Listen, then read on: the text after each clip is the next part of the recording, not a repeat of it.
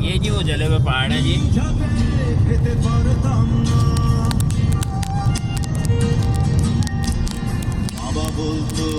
ये मदीने से तकरीबन है 7 या 2 किलोमीटर के साथ करीब आ जाते हैं, फिर के तकरीबन 50 किलोमीटर तक चलते हैं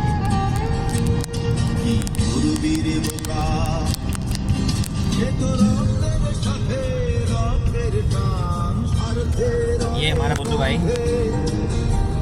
आज हम थोड़ा सैर व तफरीह के लिए निकले हुए हैं मदीने के। ये वो पहाड़ है जो कुछ लोग कहते हैं कि जले हुए आग लगी थी, कुछ लोग कहते हैं कि ये ऊपर से बरसात हुई थी पत्थरों की, कुछ लोग कहते हैं कि लावा है, अल्लाह आलम ये क्या है। पर ये देखें जी,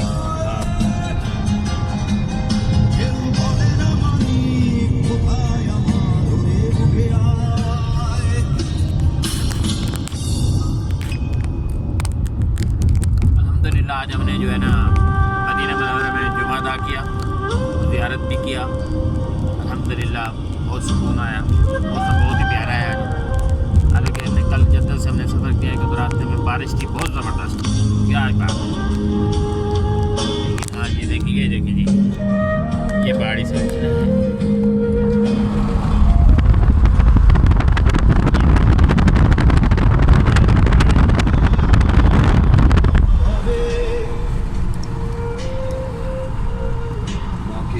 ऊपर करो इसको।